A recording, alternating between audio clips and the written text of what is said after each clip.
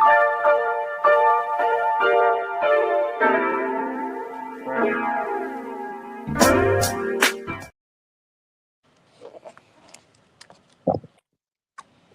up? What's up? What's up? Welcome to the STS Chronicles. It's Thursday. As you already know, your boy K Styles, aka the Sixth Man. At the top of the screen on the left side, we got the Senator Mad Mike Sports. Yeah, I'm cutting the promo right now, and I just actually finished. So your boy Mad Mike is I'm a superhero. Yeah, I'm a superhero. What should I call myself? El Pimpito. Yeah, El No, Pimpito. How about that? the radioactive eye. How about that? The radioactive what? The radioactive eye. See, nah, I want eyes. Okay, I'd rather have the eye. I don't want. I'd rather have the eyes. Okay. The eye. Nah, I don't like that one eye thing. Okay, I don't like that one eye thing. Nah. You know what? I would make a joke, and I know Don about to make a joke right now. So Don, we're not doing that. Yo, you know it. And like you said, man, we got the Summer Hill Nightmare Don on the top right hand side of the game. I'm gonna challenge everybody in the chat and everybody who come tuning in and filing in. Hey, glad y'all can join us tonight. But I want to ask y'all this question: since the Cleveland Browns came back into the fold back in 1999, can anybody name us a quarterback that started at least three straight seasons, and you cannot name Baker Mayfield? You might as well. Well, at that point, you might as well name Methuselah as one of them.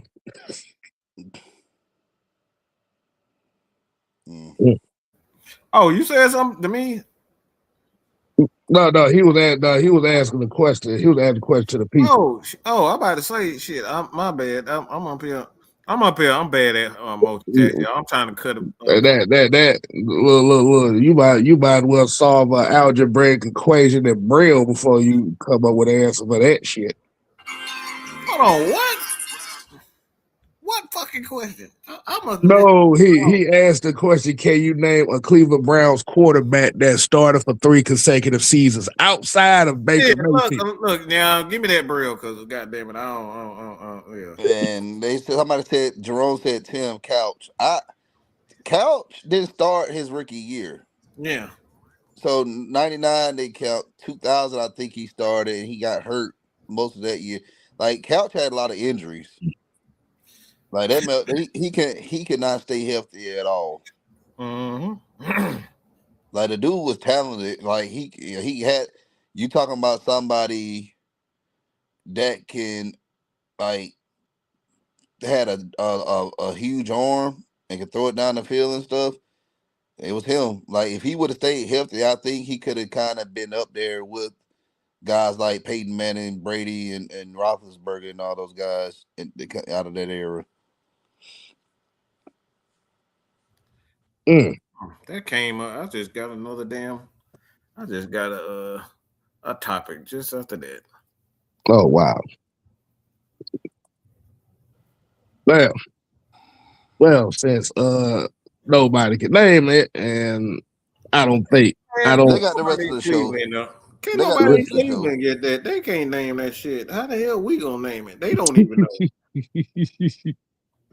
Oh man. But I'm talking about quarterback. Stefanski now is a quarterback killer. So that's funny. I'm glad we're talking about this. Yeah. I want to talk about Yeah, man. So it all goes. Everything's gonna tie to it, so people know what the STS is. The STS is where we have the conversation, where we're talking about the philosophical side of things and some of the conversations that we have on the outside of the game. So y'all get a chance to kind of see how we are behind the scenes. But today we're going to add a NFL element to the conversation in itself. So today's title, it is Michael Penix Jr. versus Shedeur Sanders, reputations and validations. But before we get right into that, I got a question for the fellas on the panel. And Mike gonna know exactly where I go with this. Why does it seem that the STS brings so much trouble to the camp?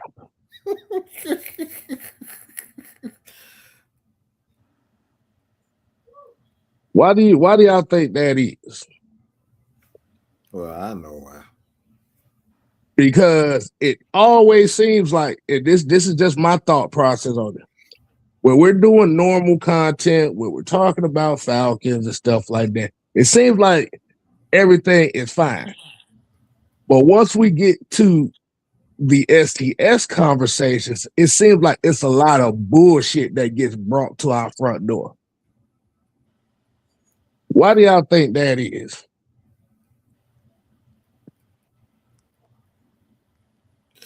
Well, black people aren't allowed to be smart, especially the other black people.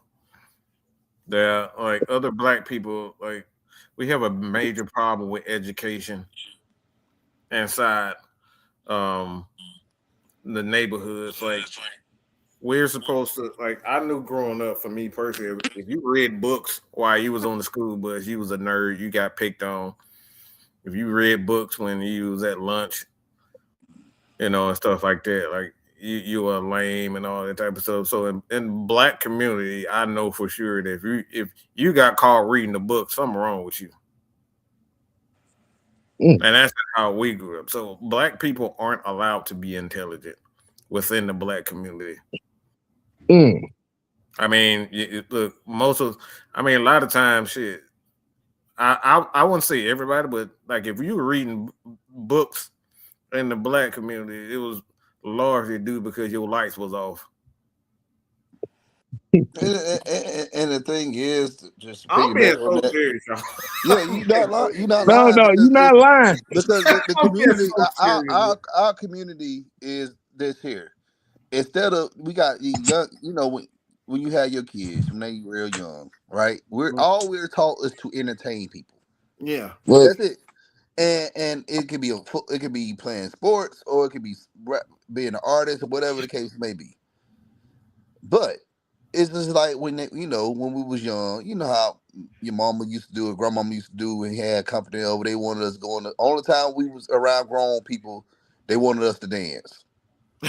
Come on in here, dance. Come on in here, show us that moonwalk, show us dance. I'm like, but nobody ever took the time to sit to have when people come over, you have your kids sit down and read a book to the company. I had my kids do that. Like I had my kids read books. Like My mom we ain't doing that dance and shit. Like if you want to dance, that's your choice. But instead of showing people how talented you are at dancing and stuff, show people how talented you are of telling the story, how you can read. And after you read, people ask you questions about the book, and you can answer the questions correctly. Mm-hmm.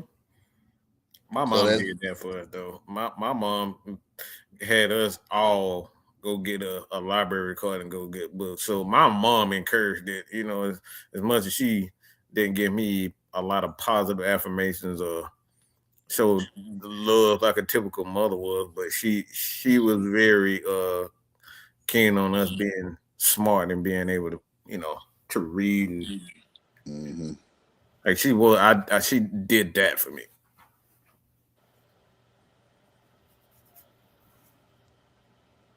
That's one thing I will say about it. But outside of that, like I said, I don't know. I don't know. K-Style. I mean, basically, what it come down to is you do something that's kind of outside of the norm in our community.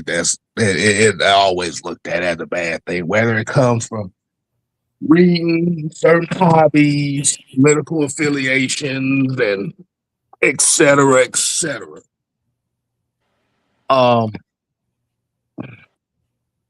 But yeah, man, it like I said, it always comes down to we do a STS show, all of a sudden it's a brand new goddamn rumor about us and somebody complaining about what we said, and you get threatened with a lawsuit and shit. Like I said, it's always that shit. Mm-hmm. Look. I didn't know during the STS you can get quote you can get somebody they feeling so much they want to threaten a lawsuit. I never thought I never thought in my wildest dream that I would ever see some shit like that. I mean, like I said, the reason why I say it is because most black people aren't allowed to be intelligent. What I meant by that, let me clarify that. When you look at the typical black person in the neighborhood, and like I said, not everybody. Like I said, I'm kind of one of the few people that kind of grew up in both a well-off neighborhood, went to a very good school, and I grew up in the hood. So I kind of had the best of both worlds. And one neighborhood, we was looking at, like I said, quote unquote, not the cool kids, and then the other, it was normal to go to the library and everybody pick up books. Like it was completely normal. That was completely normal. So certain people, when they see certain things, they don't connect to it because that's not how they grew up. So you're not allowed to, you can't connect to those people, so they can't see when they see a person sound like me. Like I said, I know Don. All three of us got that southern slang and how we talk. We straight from Atlanta, and you can't really deny that how we talk. That's just how we talk. So people from Atlanta have always been, especially, and I know Don and Kill can kind of relate to this. Up north, northern girls love our southern slang, so they look at us a different way. So when people look at you a different way, they assume you're not as smart, you're not as intelligent, and that's what I mean by a lot of black people aren't allowed to be intelligent. You're just allowed to be black. No. And that's how they put you in a category. They put you in a space. They assume that you're this. Why does that sound so familiar, Michael? Yeah. Because we're usually put in the category of the ignorant ghetto niggas when it comes to this shit. But very interesting that it's only pertained to the within the crowd. Most of the people outside the crowd don't really look at it like that. But what happens when you got the BBB always upset at you about something? Yeah. The BBBs, yeah, the triple Bs, yeah, they definitely look at us like that. Mm-hmm. What's going on, Juan? Yeah, Ski said I still read in high school right now. Leo said liking Star Wars or Lord of the Rings, you was a weirdo. Oh well, yeah. Well, imagine me liking Star Wars, Lord of the Rings, and Kung Fu movies. You think I wasn't weird? Y'all watch Star Trek? I watch Star Trek too. Listen. If y'all really was weird, you watch Lost in Space. Now figure that out. Look. Let me tell y'all this. I watch Frasier. I Yo, still watch I Frasier. love That's that. my I show. love that. I love that. That is my People didn't show. like that because people didn't know like what they talking about. I'm like, bro, you gotta have a high IQ to watch this show, bro. Bruh, Yeah. look. I'm gonna tell you right now. Frasier is one of them things where that's that bougie funny. Mhm. Oh man. Yeah, I have Frasier. I have Frasier in a different world in heavy rotation. I am not ashamed. Third Rock from the Sun is another one of them. Well, my idea of a good time is watching Bob Ross and New Yankee Workshop. So yeah. What? What do Oh, they know God. about that New Yankee Workshop? Let me tell y'all something right now. That New Yankee Workshop will make you feel differently about your wood. And yes, I said it. Wow. Negro Surreal said that. He really said that. Really Bro, did. I'm not finna be watching nothing like that because I don't want to be walking around. I don't want to be walking around lying on my stuff. Well, Don, unless you're trying to shave your wood with a thing, I don't think you're going to be doing that. Shaking Woods and Sure. no, I don't need to be talking about Shaking Woods. Jerome said everybody has something they nerd out over certain TV shows, movies, and video games. Mine is The Walking Dead. So you said this old house. Yes. Yes. What?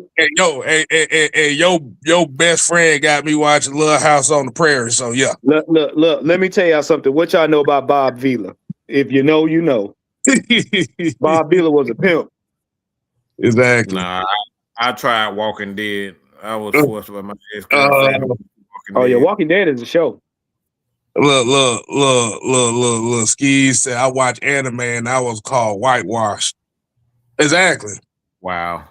Exactly. So what it is it's a lot of it's a lot of everybody has certain quirks and stuff that they like that's going to be different from the crowd as per se. Like I said, man, I was the black kid in the neighborhood. Everybody loved me, but the thing about it was I was one of the few ones that listened to rock music, especially hair metal rock music. Listen, look, Ski, I'm gonna tell you something, bro. I'm this old. I was watching anime when anime was on VCR tapes. When you could go, bro. Listen, when you could go to this store in South Lake, everybody know what it was. Where I think it was the Blockbuster. You could go in the anime section and get your VCR tapes. Boy, I still got mine. Boy, I used to get giddy every time we used to go to Blockbuster, bruh.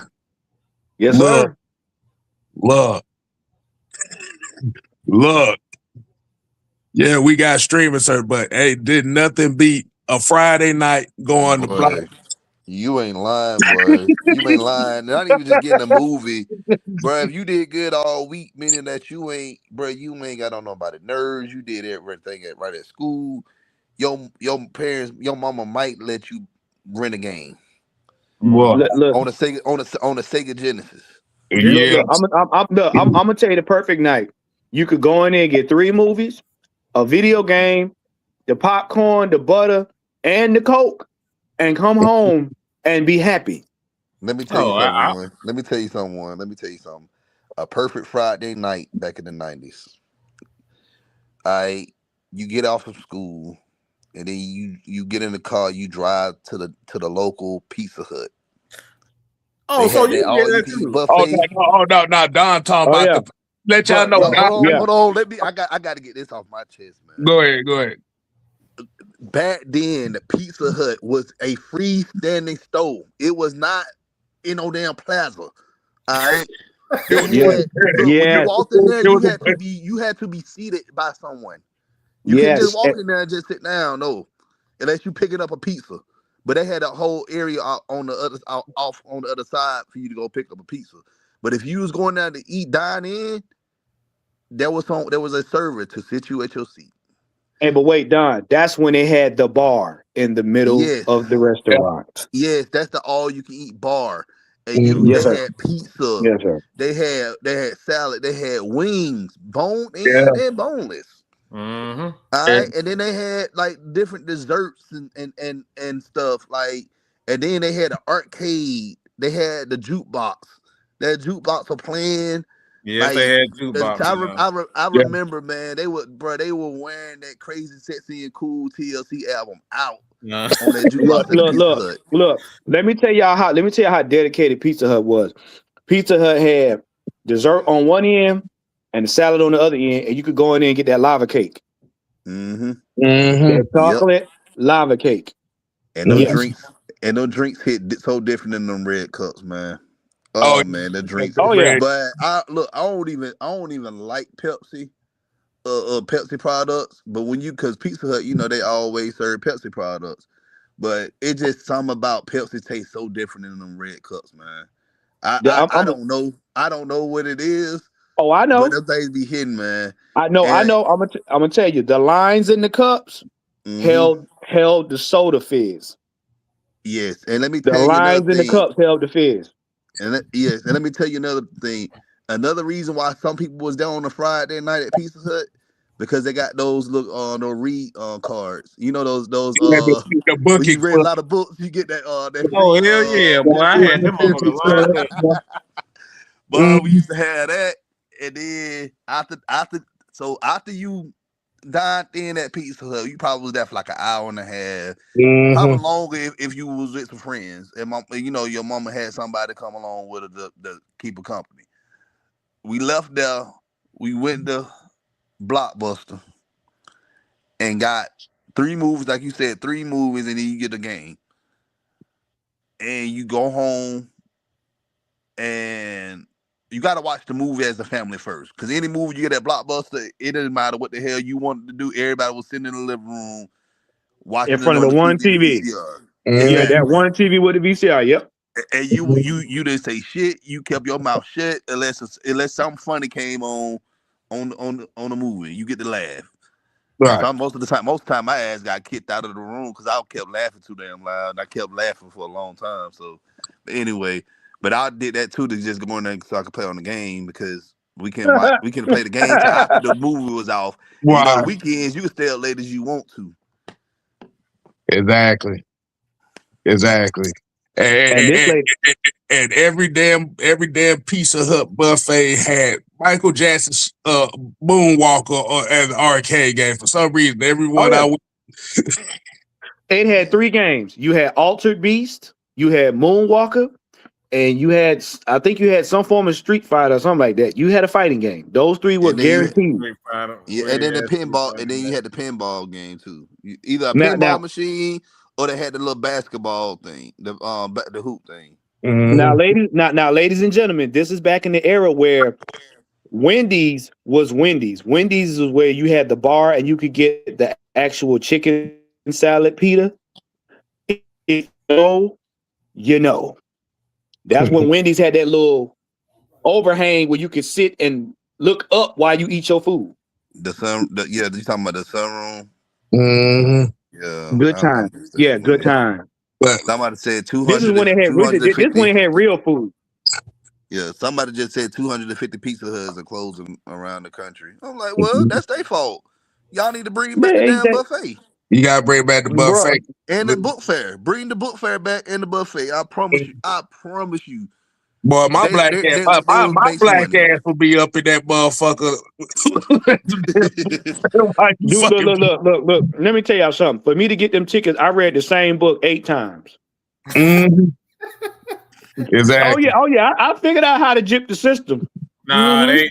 they start that. Look, I stayed in I stayed in Aberdeen State. They start cracking down on that. You couldn't read the same book. We had to read 2, 3 books. Yeah. You had to fucking write down what books you wrote, and Yeah. they had to accumulate. Oh, man, it was like, See what I did was if it was a book with many chapters, each chapter was another book. I was that dude. I was that dude. Mm-mm. well, Yeah. You know what? This teacher used to give me all these damn book fairs because she had every teacher had a stack of those, and they used to pass them out to the students. And this teacher, she was mean as hell to me. I ain't gonna lie. She was beating me with the fucking ruler and shit, the yardstick and shit. But she used to always give me a damn book fair. I really think that was like a hush hush type thing. Don't tell your mama I'm beating on you, but he goes to book fair club. Cause I used to get like, why are you giving me these? I ain't even I read books, but like she was giving me more than what I'm like. I'm getting a lot of these damn things. Why? I'm like, I ain't gonna look. I ain't gonna say shit. Yeah. I'm keep racking my shit up. Don over there getting beat. Don over there getting beat into education. Right. But I was already learning though. That's the thing. I had the highest grade in the damn class. Well, yeah, like you said, because we had two types of programs when it came to that week. We had the booking club where you go to Pizza Hut, or you had it was the same thing, but we used to go to Microplay. For those that don't know what Microplay is, that was the precursor to GameStop. Yep. Then they had Funko Land. And all this shit was on Riverdale Road. Yep.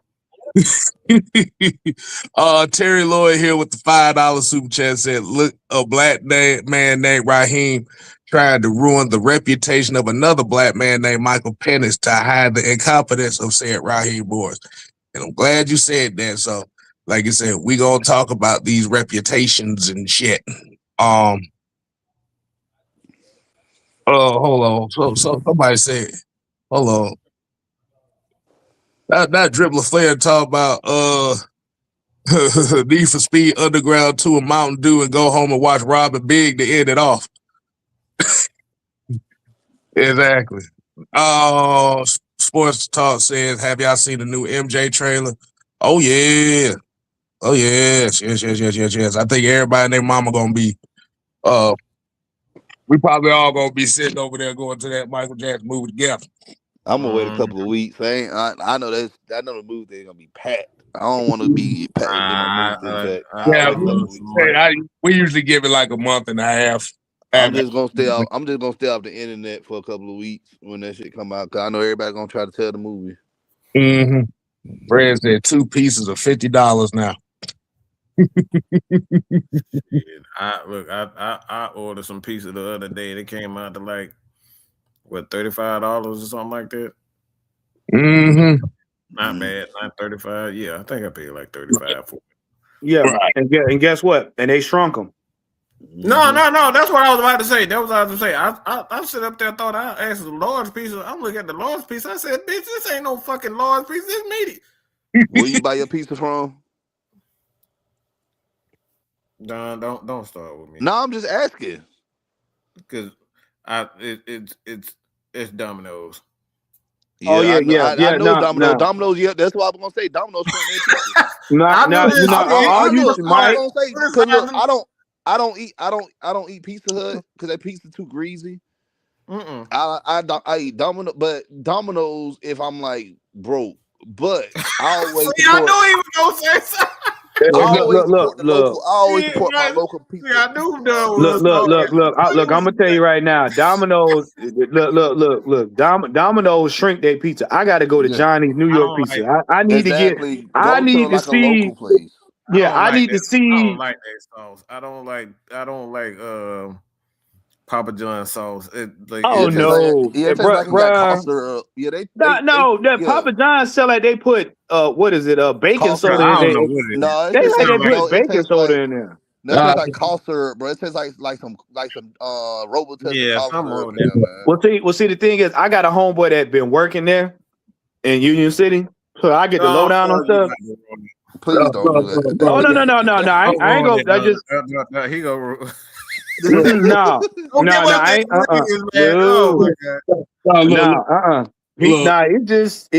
He just told me about the size versus the price. I was like, yeah, I get it. I go to Johnny's, bro. Look. 2 pizza spots I go to is Johnny's Pizza and Anthony's Pizza. Now I'm gonna tell you, they got a good one in Fairburn. If y'all know about it, Oz Pizza right there in downtown Fairburn. Yes. No, the best pizza in the city is Grand Central. Grand Central. Yes, over here by Grant Park. That pizza good as hell, bro. Okay. And the pizza's huge. And like they small pizzas are huge. Yeah, Every you time go. I go in that, look, every time I go in that, they already know what I want. They already know you want the pesto pizza, and then you want the they used to call it the cardiac arrest, but Yeah, I they know took about the that. name out. Yeah, so it's called the meat lovers pizza now. Yeah, Mm. they got 5 different. Yeah, I know what you're talking about. But Mm-hmm. now if you go to your pizza pie in Fayetteville, you can make it how you want it, and it's brick oven. Okay. Yeah, I definitely love that brick oven. But let's go and get right into it. We already getting pizza spot got their Yeah, recommendation. and Drip LaFleur. Look, I heard Goodfellas Pizza is good, man. Yeah. That's another good place too. Mm-hmm. Wait, you know what, Terry Lloyd? You don't do that. Don't do that, Terry. Don't do that. Don't do that, Terry. Don't do I'll start Papa John endorsing. Y'all, bro. Damn. But Papa John, hey, look, fuck them. Well, I don't give a damn about those. Look, motherfucker, I get some grocery store pizza before I get that bullshit. Hey, look, I used to call it Papa Slobs because that's what it felt like. It's like I'm drinking watered down tomato sauce. Like, Name alone is just Papa John. Like for real, Papa John's. Who would want to eat some stuff from Papa John's? But you know what though? It ain't the same because when the guy that owned it actually did it, the pizza was better quality. But I'd have been to Mellow Mushroom. I used to go to the one in Buckhead. Mellow Mushroom's good too. Yeah. The one over there by Grady House, the Grady Stadium, that's the best one. oh my god! I told you, John. They gonna ruin pizza.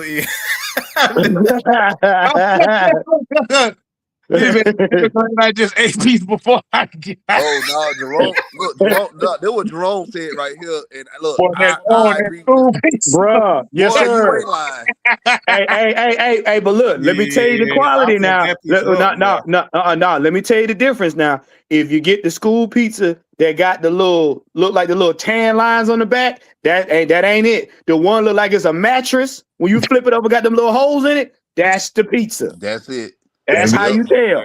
That's all they gave us. They gave us the good stuff. We had good variety of food at Avondale. But look, we had that pizza, that sausage pizza, that breakfast pizza was hitting too. Like just all their pizza was hitting, man. I miss those days, bro. I miss those days. Hey man, we keep talking about some damn food, boy. We can't keep talking about food, okay? Look. We about damn lost track of what the damn show is about, man. We gotta have a whole food show. Yeah. Oh yeah. But we'll do that, man. So like you said, y'all got 30 minutes of unholy alliance banter. Like you said, man. So the topic today is, like I said, Michael Penix versus Shedeur Sanders. And this is not a quote unquote quarterback skill comparison, but we're using these two as an example to kind of explain what Robert Greene calls Law 5 of reputation guarded with your life. Now, as we already know, just these past couple days after Mr. Matt Ryan and the Falcons introduced Ian Cunningham, and the question came up by Barzano Messias about the quarterback position, in which Matt Ryan answered that question is, it's not my job, the head coach. I'm not the head coach, so the head coach is going to quote unquote determine who the quarterback is for 2026. It's been a narrative. It's been a talking point going on in the sports world as far as now Michael Penix is looked at as an afterthought. So going to the next day, you had First Take talk asking the question: was Michael Penix a regrettable draft pick for the Atlanta Falcons? I'm like, damn, this motherfucker really is getting the Matt Ryan Desmond Ridder treatment right now. But let me see. I'm trying to see if this is going to show up right. So at so your boy Penix went on to Twitter. So this is actually the Instagram post. I don't know if y'all can really see it that well. I can see it. Okay. So do you want me to read it? Yeah, you go ahead and read it. We can break it down piece by piece because I know everybody's kind of been talking about this quote, this post all day. A lot of the big radio stations, the 92.9 games, the 680s and stuff like that has been kind of breaking down and trying to decipher this post. So we're going. Can I say something first? Go ahead. Jerome, bro, I saw that. First of all, Stephen A. Smith having a hard time keeping his daggone hairline forward, so we don't need to hear nothing. Yeah. We go like yeah. Like hold on. We gonna talk about that one. I know exactly where you want to go with that. Let's get this comment though. We're gonna kind of bring it all together with that. Right. We're gonna get to that point. Right. Because I think it's important to hear what he had to say. And then get to your point. Right.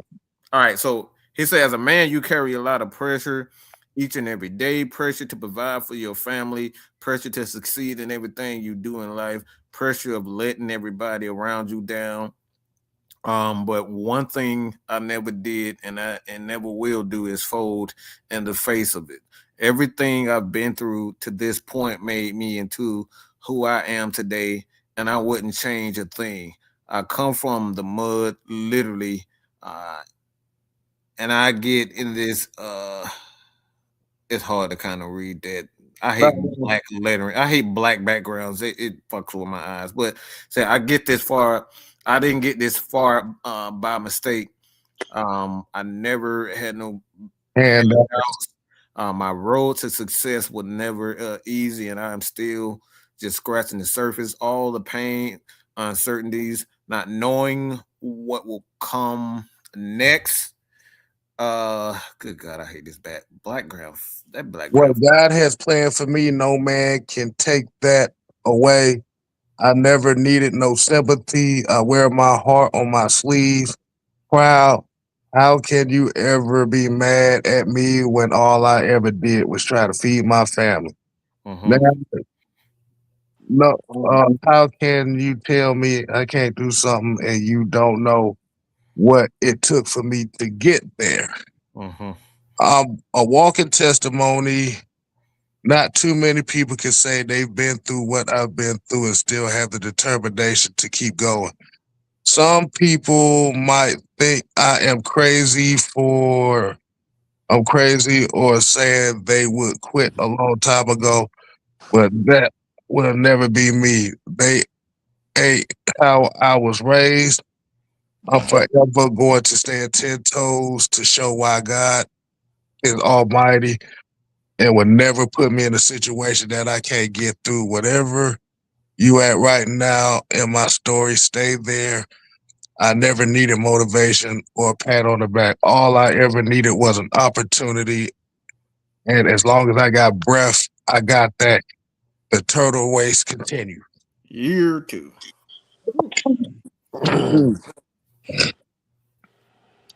Now, with that being said, this is what y'all got to understand.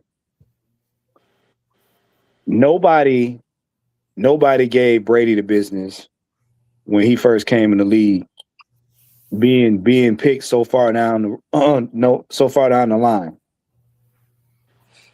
You know why? Because Brady had Belichick as a coach. Nobody really gave Matt Ryan a lot of guff until he got to the Super Bowl. You know why? Because he had a decent coach. All this that Penix is writing comes off the back of a man who did not put him in a good position to be successful. He's basically telling you right then and there, fuck the media, fuck that coaching staff, and fuck anybody else that ain't have his back. Because that's exactly what that's about. You didn't have my back. You sent me out there. You didn't coach properly. I got hurt. Now you want to discard me. Fuck you. That's exactly what that is. And honestly, I don't blame him. Because we sat here week after week watching the fucking debacle. And then you got people like Stephen A. Smith who ain't played a lick of football and can damn near hang on to his hairline, talk about what this man can't do. How about you pull your hairline forward, sir? What you say, hairline tendonism falling off the bone? This nigga hairline is like the equator. It's half on and half off. The fuck you talking about? You barely played basketball. How you gonna tell a man that had surgery on his leg what he can't do? Mm-hmm. But all right, Don, what your thoughts on that is, man? One thing I got from this is never to piss off a true Christian man. Yep. Real Christians, if you know what I'm talking about, they know who a real Christian is. And Penix is one of those guys. Now, the problem I have is the fact that the lack of no accountability or fingers being pointed to guys like Raheem Morris and Zach Robinson. I said this almost 2 years ago. Y'all got Kirk Cousins in free agency, and it cost us a lot. Not only in millions of dollars of cap space, but it also cost us a fifth round pick in the 2025 draft, which we really needed, but whatever. And then months later, you drafted this kid from Washington, Michael Penix Jr. I said this, and I know I said this on the show that night when we drafted him. All of us was irate about it. I said, I don't even think we have people on this staff to develop this kid. You remember what? You remember that I said that, Mike? I remember it. Yeah. I don't think we have anybody on this staff to develop this kid. Who's the quarterback coach? Who's the pass game coordinator? Zach Robinson, okay, yes, he was quarterback coach with the Rams, but he had already developed Jared Goff when he started in 2019, because Jared Goff was still on the team, I believe. Jared Goff already played in the Super Bowl before he even got there. So he was already a polished quarterback, a developed quarterback. Then they brought in Matthew Stafford, again, a veteran. So I said this. I'm like, we don't have nobody on this staff to develop Michael Penix. I'm like, I said, unless they bring somebody from Washington that was on that offense to come help him develop, then I don't see how he's going to develop. But I said he has the talent. He's a good quarterback, but you got to get him NFL ready. And I really think Zach Robinson did not want it that wasn't in his plans when he came from Los Angeles to develop a young quarterback. They just wanted to utilize somebody that's been in the league for several years that ran this type of offense in Kirk Cousins. They wanted to get a Super Bowl ring by default, like they've been doing. Yeah, they wanted to wish and do it the lazy way. They wanted to be lazy. And now you like, first off, Penix played decent, this season before his injury. The play calling did not help him at all. The lack of, mentorship and coaching to develop this kid was absent. So this is what we got out of Michael Penix. And again, it's not Penix's fault. It's the team's fault. It's the regime fault. Now, all of them jokers are gone now. Matt Ryan is the president of football. This man has played this position. Matt Ryan played at a high level. And you go, I don't know if y'all watched the interviews with Torrey McElhaney and the other guys, DJ Shockley. They just came out with an episode. Y'all need to go watch that. But they clearly said that you brought in Matt Ryan, a guy who played at a high level, who understands the position and the tools that you need to succeed. You not knowing that Matt Ryan ain't trying to do everything to help this kid out now? You doing that since day one. Like, I'm like, it's been a matter of months that this kid's confidence got killed by Raheem and Zach Robinson. And now this man has built his confidence. In that post he made, he got his confidence back because of the moves we made. And the media now, they want to sit here and say, well, Matt Ryan, they don't think Michael Penix is the long-term plan in Atlanta. Well, they're going to get rid of him. Ain't nobody said that.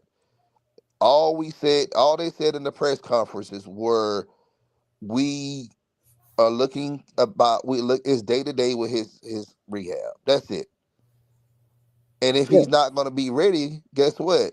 We'll figure it out. We'll bring somebody in that can play, a few games, and until he gets back. Could be a Joe Flacco, could be whoever. We'll see. But we're not going to hear that news if he can't suit up week 1 till like June. Ain't nothing happened yet, you guys. The season ain't even nowhere near. They haven't even listened to the interview with Zach Klein. Mm-hmm. If you want to know, listen to the interview with Mike Penix and Zach Klein. If you want to know, listen to what Blank said. Blank said Michael Penix is their guy. Matt Ryan has already said Michael Penix is their guy. Mike Penix said, hey, as long as my doctor is cool with me playing and the team agree with it, if I'm there, I'm there.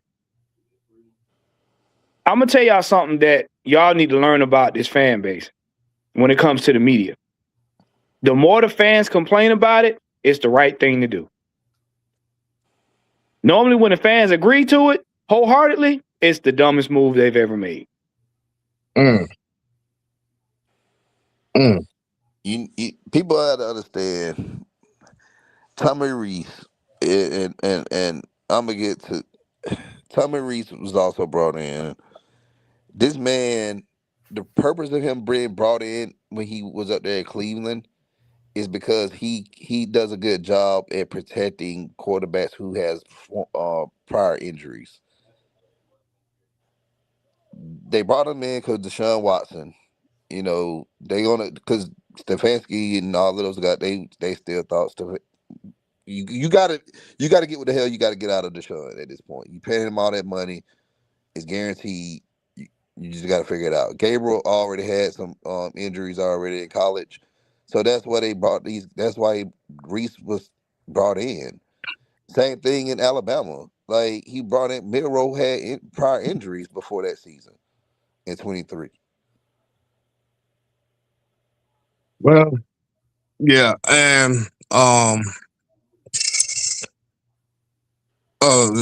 where can you find the interview with Mike and Zach? It should be on YouTube. I think you just got to type in Michael Penix and Zach Klein. Yeah, because they blasted it all over Twitter for a minute. But yeah, it's on YouTube. Right. But the reason why we're talking about this is because of the quote unquote reputation. Like, when I look at a post like that, I look kind of agree with Don and Juan about a guy who's finally getting his confidence back. It just looked like a guy who felt his reputation got shot by the very his reputation got shot because of the guys who he was supposed to look up to, which is the coaches and stuff that he had, but the ones that allowed the outside noise to bullshit with his reputation. Because you have to remember at this point in time when he got drafted, what was one of the main things everybody kept saying, regardless of the outside of the injuries, they kept pushing him to be the next Mike Vick. Right. So what it was it set the expectation that, okay, yeah, we're going to get the next Mike Vick. Now, why they outside of him being black, do-rag, left-handed, strong arm, the play styles for the black are completely different. But it was the fact, and this is why I said that he where his reputation got shot and it got destroyed in Atlanta, especially last year, because people finally found out, which lets me know most of the people down here don't watch anything outside of UGA football, that Penix is not Vic.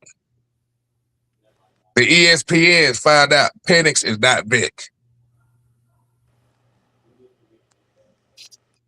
And I want Mike to answer this question right here that I have. And I want all y'all to ask this question for yourself.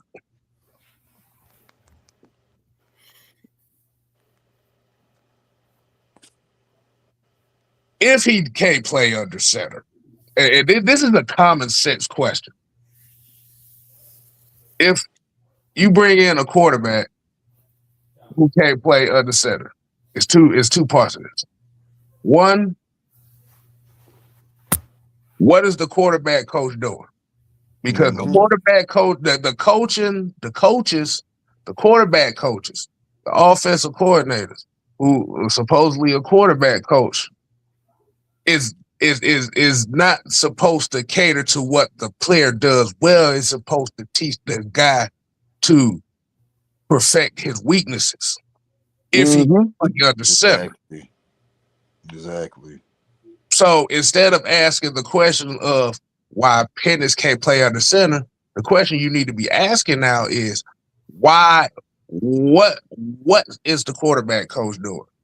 You're in practice with this dude for 2 years, and if he can't quote unquote play under center, that's an indictment on DJ Williams and Zach Robinson.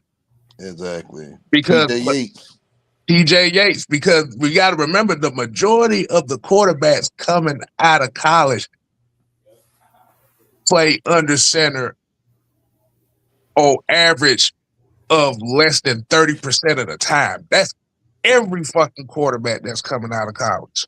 I got something to say. Right. Hold on. Wait. Go ahead, Mike.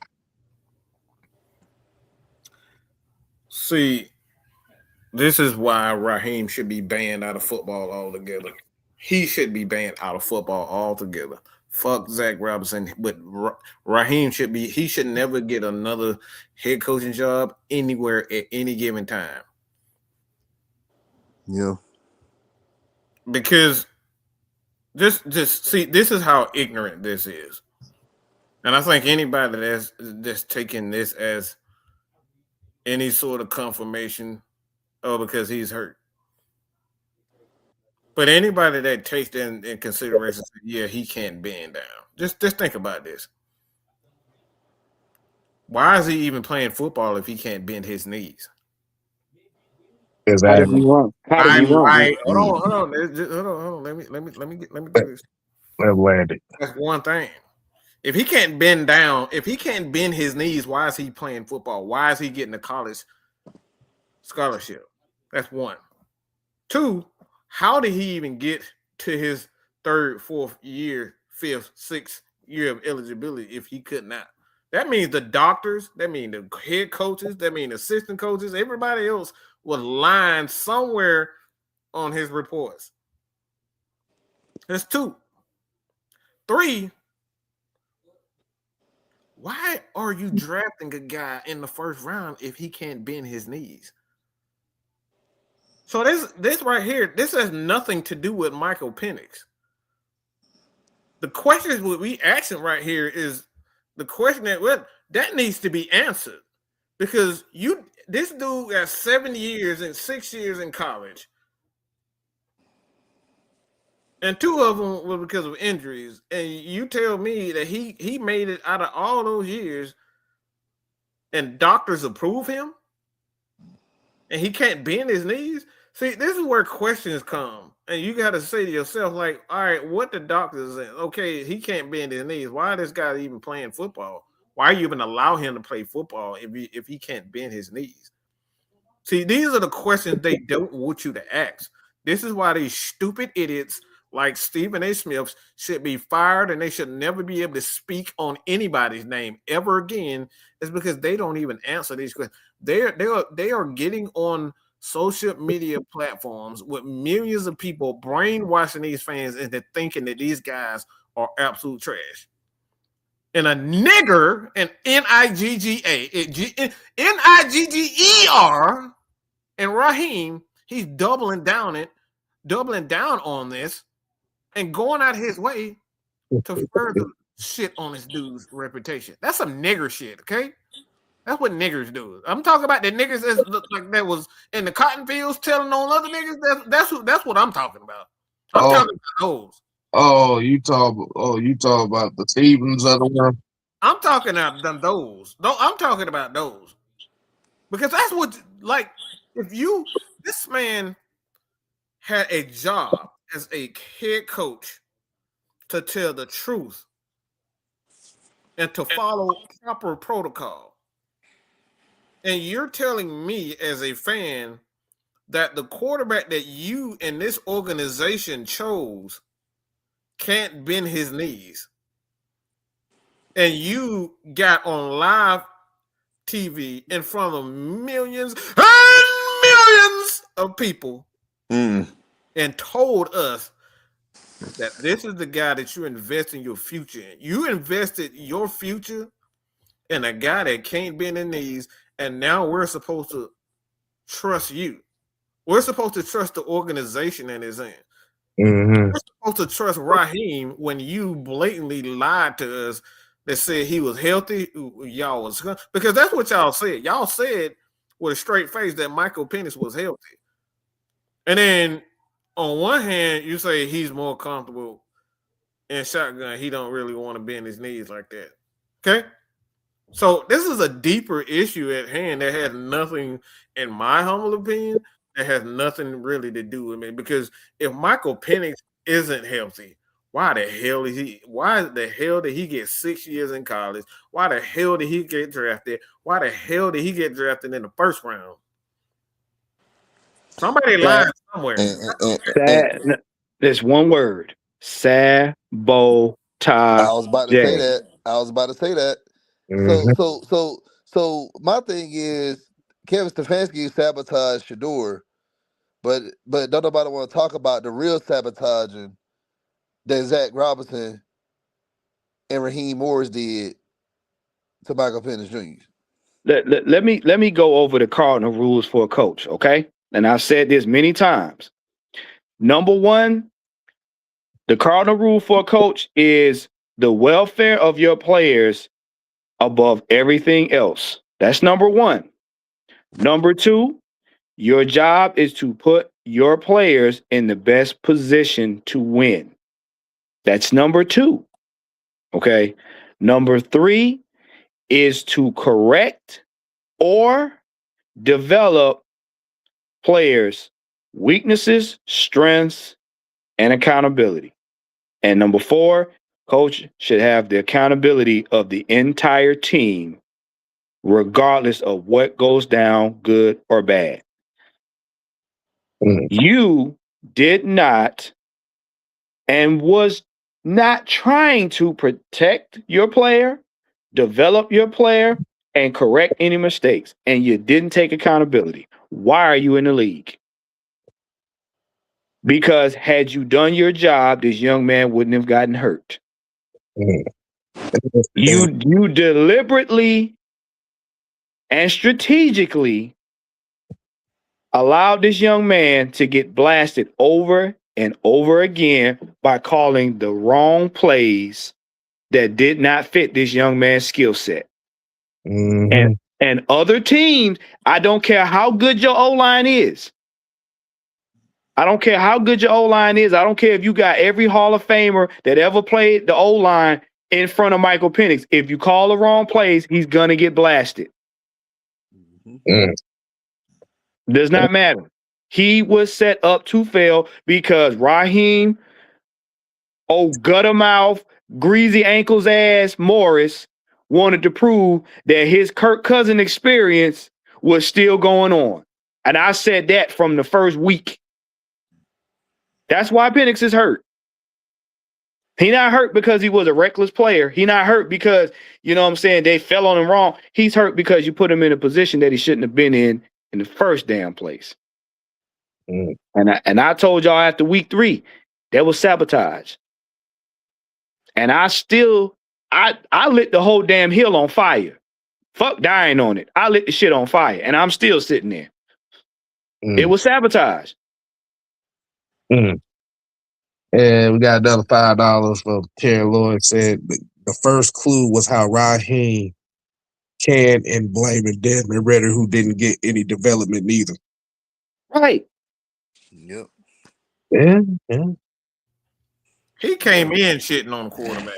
Like, come on, y'all. The dude is patterns with this guy. This dude, Raheem, should never, ever get another head coaching job. He should never be in leadership ever again. Look what he did to Josh Freeman. He did it to Freeman, bro. It's like this is what he does. This is who he is. He's a snake. I told y'all he's a snake. That smile, that fake ass smile he got. You can see it. And I'm not just talking about, I'm not picking on his physical appearance and all that type of shit. All I'm saying is you can see the bullshit behind the smile.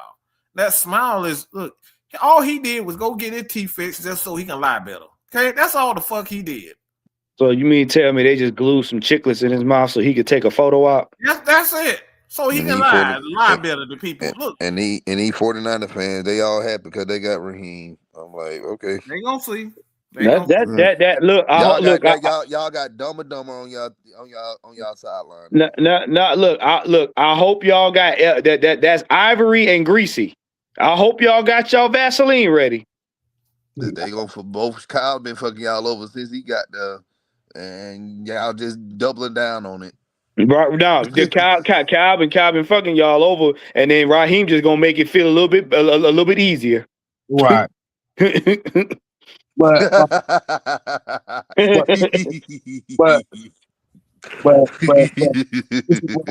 this is what we're talking about with reputation, is because now, like I said, once again, as on average, when we're talking about quarterbacks, we're talking about quarterbacks it's usually a 3 to 4 year.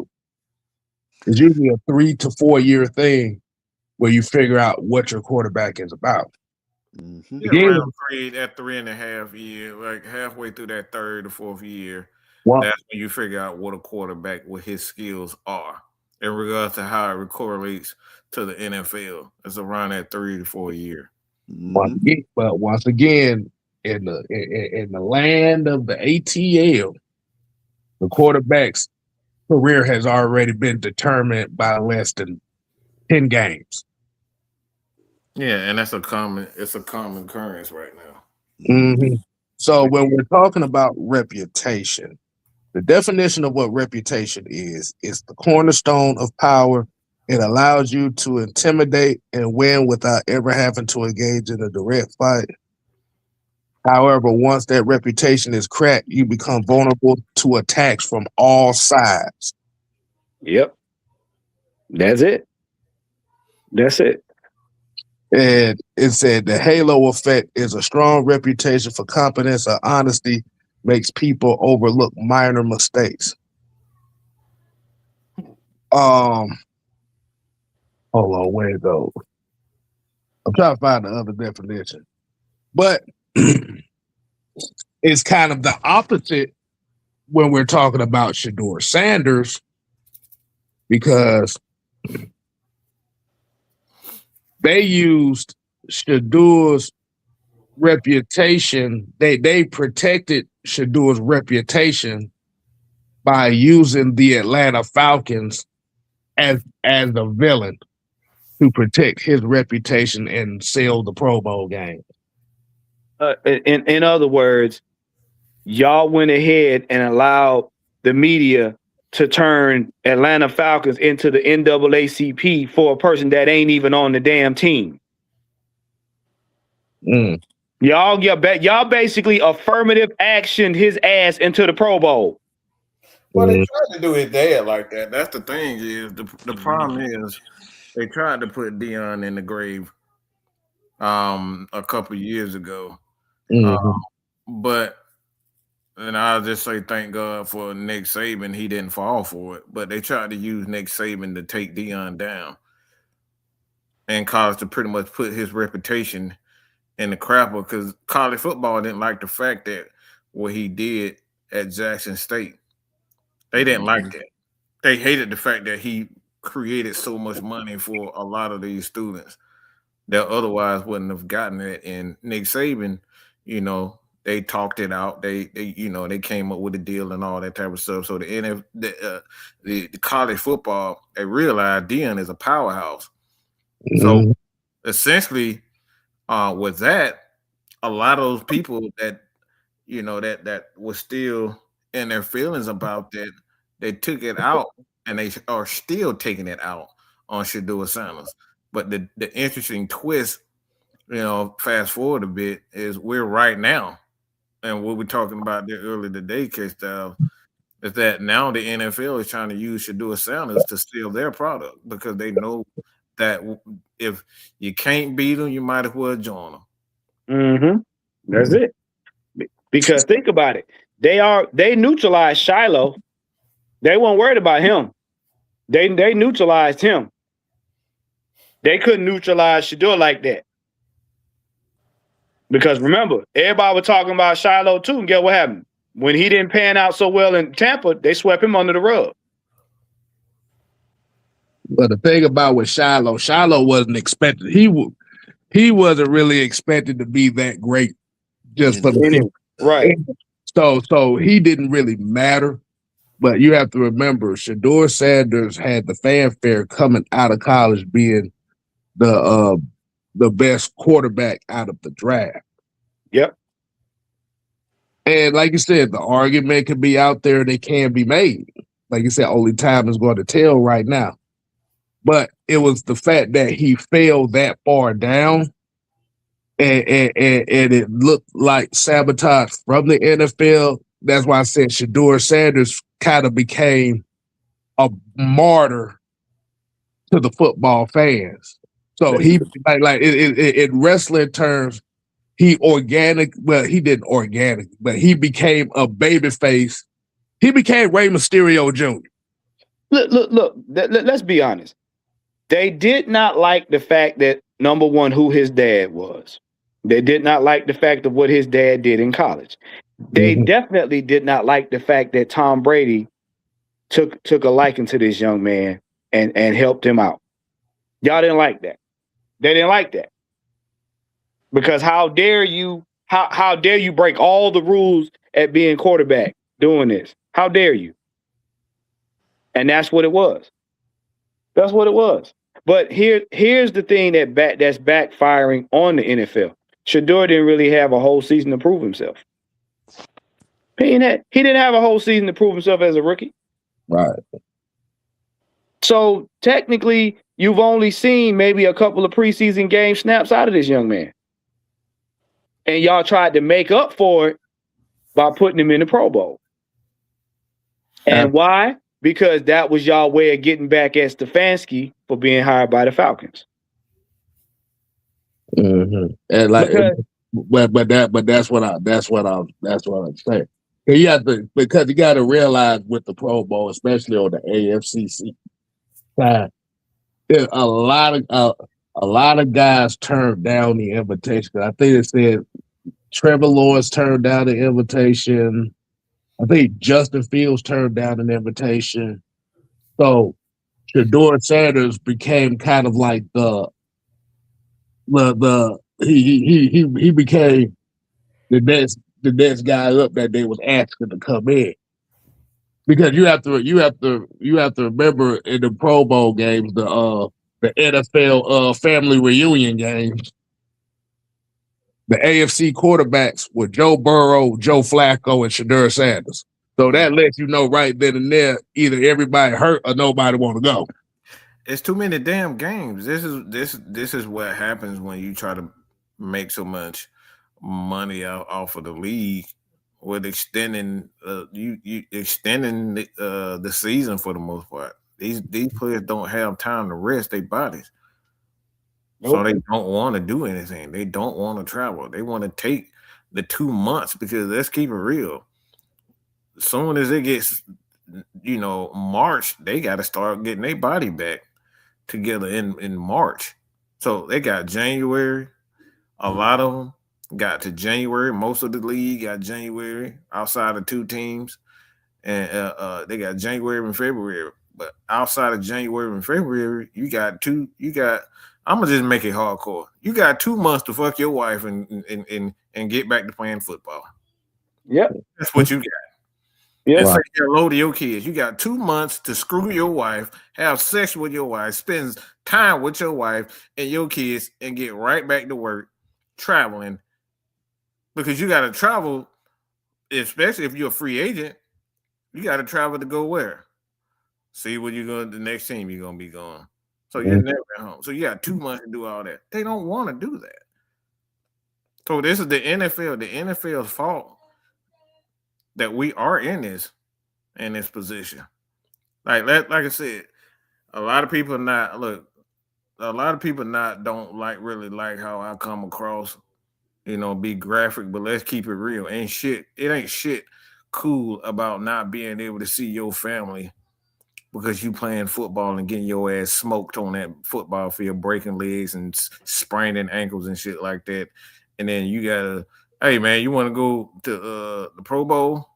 Hell no, I don't want to go no damn Pro Bowl. And do what? Stand in front of a camera? Right. I didn't have to get cussed out by the GM and the head coach as well as the fans after my team they lost so many games. I got to turn back around and show up. Will y'all still booing my ass? No, I'm good. Because the thing about it is, and just on the reputation in itself, and that's why I use Michael Penix, and that's why I kind of use Shedeur Sanders, because it's the tail opposites of what we're talking about when it comes to reputation, where you have one side where Michael Penix's reputation is shot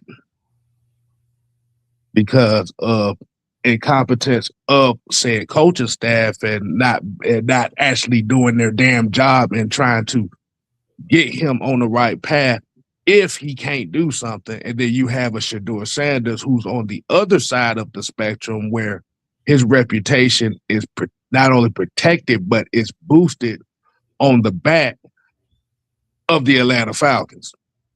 Mm-hmm. Mm-hmm. And the thing, and with the media kind of manipulating that, because everybody knows Deion Sanders is revered down here. Is revered down here in Atlanta. So, what's the best way to do it to boost the reputation? Because on that note, one of the main things one of the main things is to destroy the reputation of your rivals. That's also a talking point within that law, which says it's the darker side. It suggests that if you're in a power struggle, the most effective way to win is not to argue with your opponent, but to open holes in their reputation. Once the public doubts them, they are forced to defend themselves, losing their offensive momentum. Yep.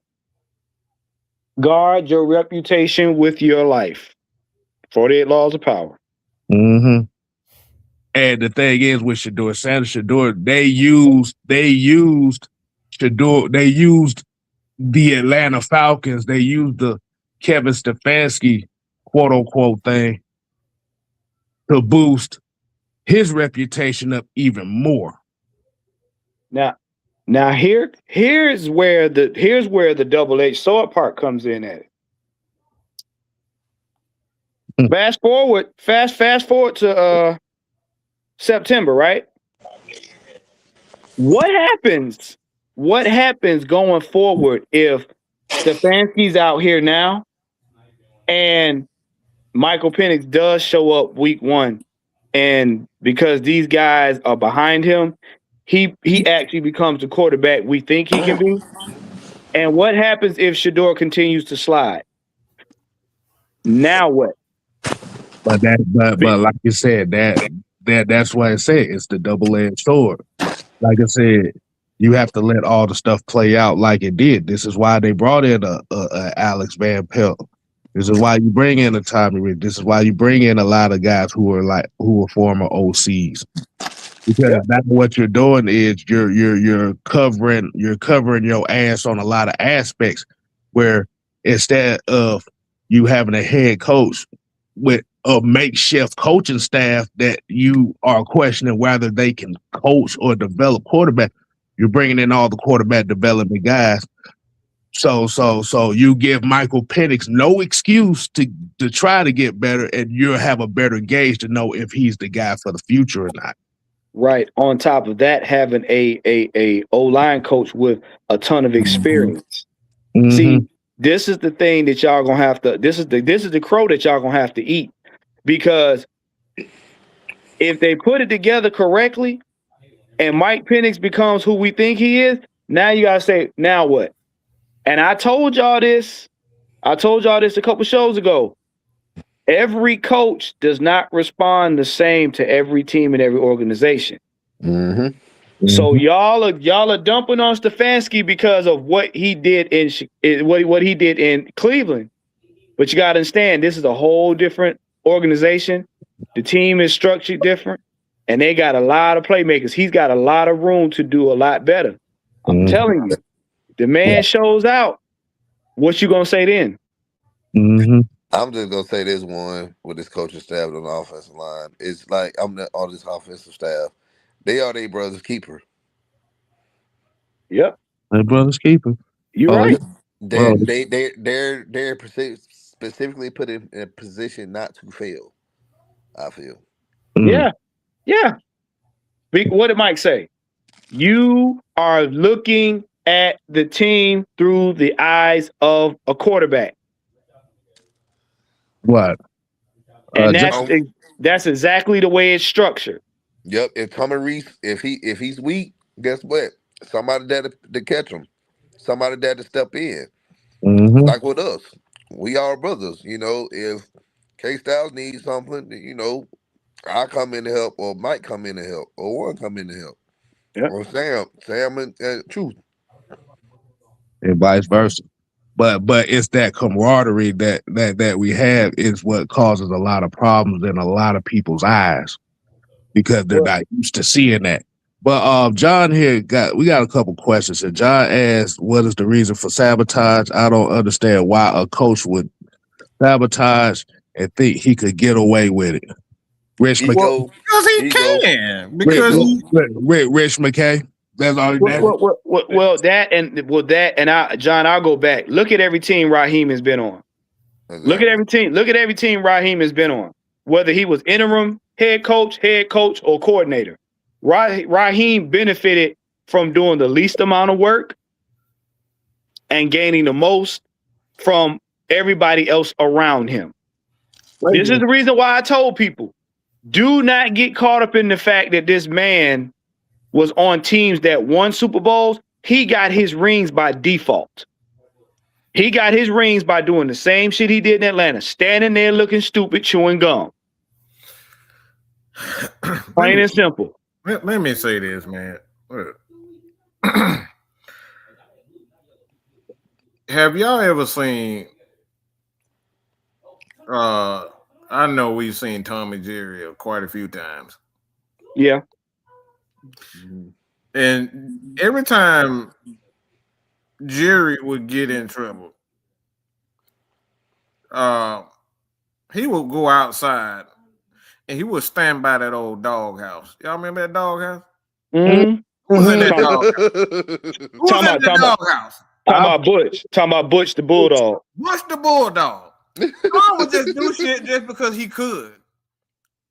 He would sucker Jerry Thumb into coming outside and try to do something, and Butch would be right there to beat the shit out of Tom. Yep. Just because he could. This is exactly how Raheem is. He got the Shanahans, he got them Gibbs, and a lot of he got Dungy, he got McKay, and a lot of people in there. He just do it because he know he can get away with. He feel he can get away with it. When you know you have backup and you know people can't touch you, you do shit just because. When you haven't worked for it, you do shit just because I can. Yep. That's it. And people up here telling me, man, I just don't understand why he would sabotage. Because he know he got backup. He know he gonna get a job at DC. He know he gonna get another DC job or another job for somebody else. And he got the job right in San Francisco like he wasn't an absolute piece of shit here. But who did he follow? He followed a piece. He followed a piece. That's what I'm saying. It don't even matter. He's sabotaging shit because he fucking can. Right. And he followed it. You would have talked about it that sabotaged us 8-9 years ago. That's what I'm saying. That's what I'm saying. He followed a piece of shit that sabotages right in front of him. So yeah, they hanging together. People up in man, I just don't understand why he would do that to himself. Why would he put himself? Because he can. He knew his ass was gone, and Robert Salah and Kyle Shanahan knew Robert Salah was gonna be gone too. Robert Salah knew he was gonna get him another head coaching job because let's be real, the Jets is just like the Browns. They're a horrible, dysfunctional ran organization. So Raheem thought he was hoping that this Kirk Cousins experiment was going to get him to the playoffs so he could sit up there and brag and say, I did the least amount of work and got my team the furthest. That's what he wanted. So basically what you're saying is Raheem Moore's whole ideology is law number 7 in the 48 laws of power. Yeah. Get others to do the work for you, but always take the credit. That part right there. Yep. That part. And guess what that is? That is the quintessential definition of a manager. Yep. Not a leader, not a CEO, a manager. Why does that sound familiar? Because a lot of you people that are listening to this right now have that same person on your job. That's the definition of a manager. Mm. He wasn't a head coach, he was a manager. Right. He was a manager with a car salesman face. Yeah. Exactly. And Fred here said Penix was Blank's guy and Raheem didn't like it. Right. The sport petulant kid who didn't get his way. Well, remember what I said now. Remember what I said. I said after that 2024 season, what happened? Raheem acted like the little scolded kid where his daddy told him, all right, next time you do that, I'm whoop your ass. So he went in the room and started plotting his revenge. And he said, "Well, I'm gonna show old man. I'm gonna make Kirk Cousins better than Penix." I really think they sabotaged that game against when we played against Washington back in the 24 season. Because we would have Raheem, won that game. We would have won that game. We would have made the playoffs. well, remember, Raheem had a set amount of games where he sabotaged the damn season. You remember that? The Yeah. closer we got to the playoffs, and the games that mattered for us to get into the playoffs, he didn't coach. If you notice, he didn't start coaching this season until after he knew we couldn't get to the playoffs. Yep. And then we won them last 4 games. Like, how do you just miraculously go back on a winning streak skid when you were in every damn game except for that Panthers game? Again, another exhibit G, sabotage. Yeah. You practically said, "All right, we're gonna go to North Carolina, and guess what? We ain't gonna do a damn thing. We're gonna let them have it." And then all of a sudden, when your ass is grass and you up out of there, you suddenly get have common sense. Hey, mama, yeah, I know I'm in jail. I know I'm behind bars. I know I'm behind. I'm gonna do right. You start doing right for 6 months, and then your ass right back out there doing the same bullshit. That motherfucker knew exactly what he was doing the whole time. Raheem is. I told y'all from the very beginning, don't trust that son bitch. All that giggling and all that bullshit is a fake ass bravado for absolutely nothing. He's a spoiled ass Nepo baby that got backup. For now, he got backup for now because that rope runs out too. Because his daddy, and I'm talking about his daddy and the Shanahans and all those guys. Those are his daddies. You know what? I'm not even gonna go there. The jokes would be ferocious. I'm not going there. No. I meant what I'm saying. Just call them daddy. Look, you just use your imagination with that. Call him daddy. Daddy's home. That man called his daddy. That's how you get called that. Like, how you get fired? And you look like absolute shit, and then turn around, you get a job with the 49ers. Y'all don't think he called daddy? I'd like to take this moment. A guy like Rex Ryan, they don't have multiple Super Bowls and multiple top defenses, and they can't get a job. But this some bitch who ain't never did shit can get a job with the 40. Man, kid though. That man bending over, shaking that thing like Glorilla for Brandon Ingram, okay? You can't tell me that. Like, you're not gonna tell me that he could, like, he's just no. So, Mike, what you saying is he hanging off the nuts like pubic hair? Man, he hanging on that motherfucker like Tarzan, swinging from tree to tree. Okay. Watch out for that tree.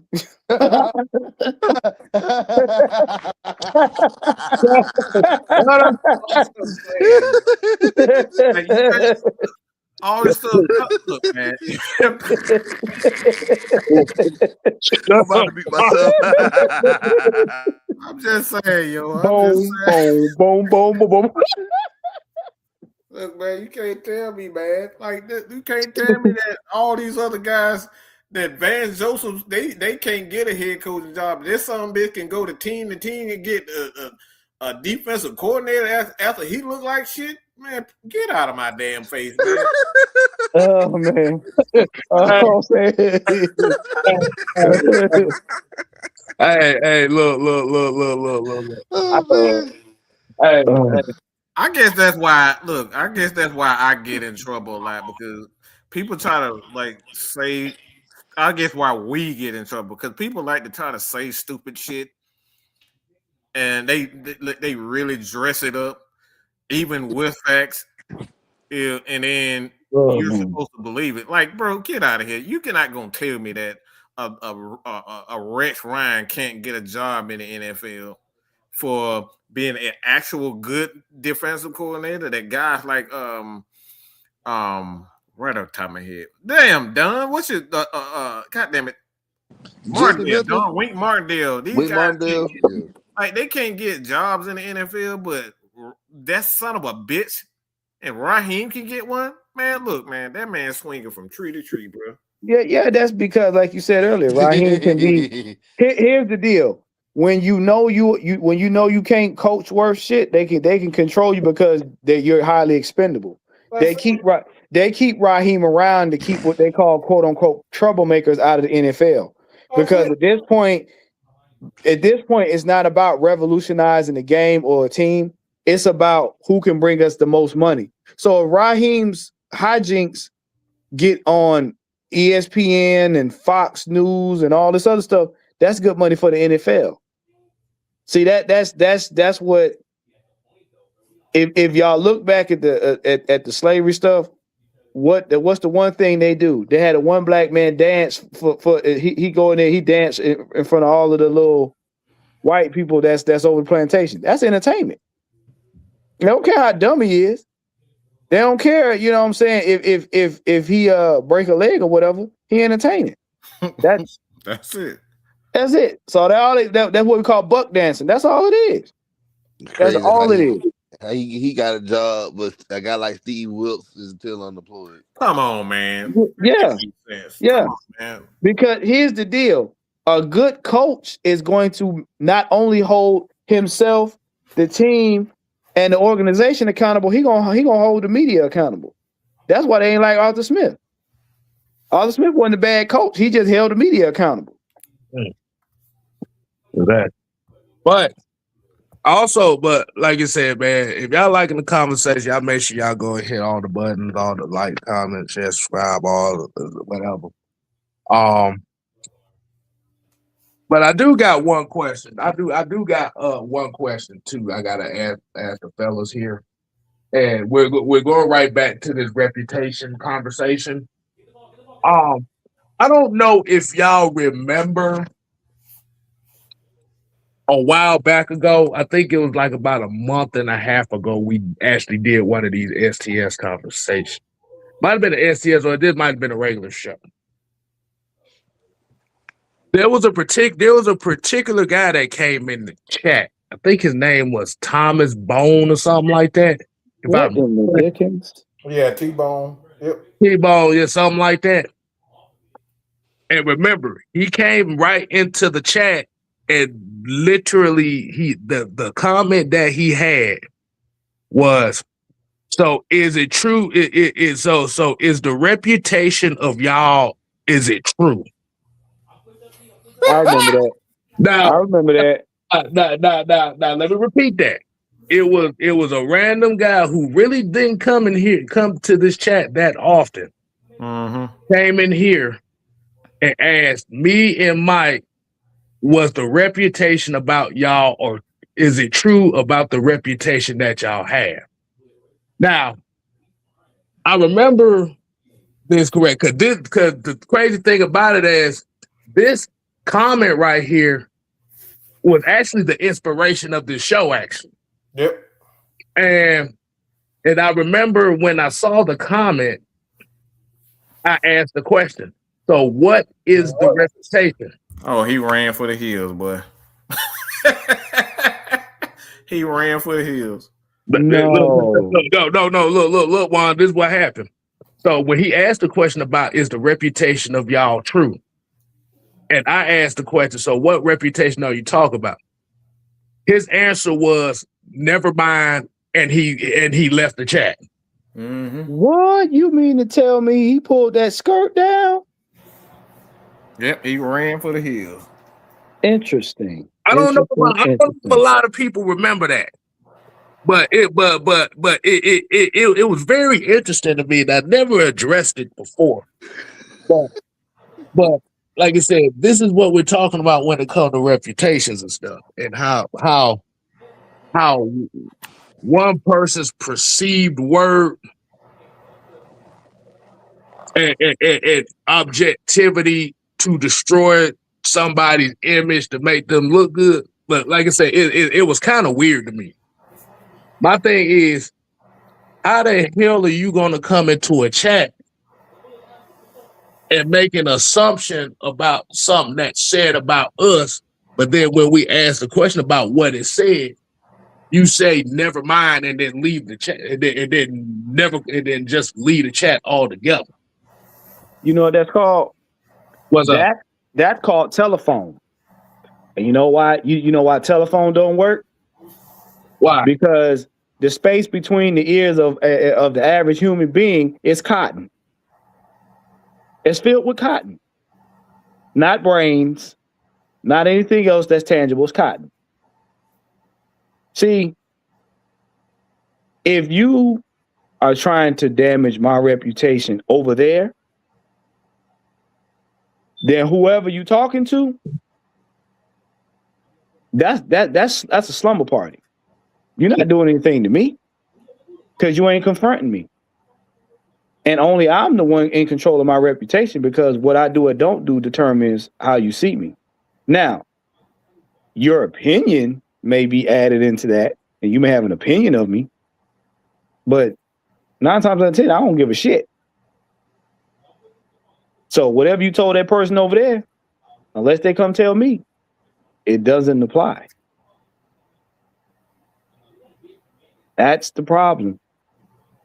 We don't give a shit about what other people got to say about us if you are not man enough to say it to us. Don't fucking matter. Yeah. Because like you said, that's why I was reading off on that stuff about that, because anybody, it always comes down to a perceived. I ain't gonna say well, you can say it's a perceived narrative, but this is what we're talking about when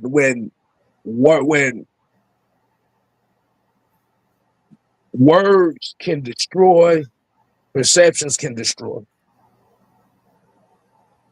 and it ain't the first time. Like I said earlier in the show, most of the bullshit that we tend to deal with on a weekly basis always comes right after this show. It's always when we shooting the shit. When we shoot the shit on these shows, that's where a lot of problems come in at. But when we're talking about Falcon football, it really you still get a sprinkle of that shit, but it really kind of gets magnified after we shooting our shit. So what's your thought on that? Oh, on the fact that for some reason we have a reputation that everybody's scared to tell us about. Well, because it's like Truth said earlier today when we was in the chat. When you don't have a narrative, you have to create one. You go. I say it like this. I'm a complete jackass. Complete. I think we all are. I think everybody around us are pretty much jackasses.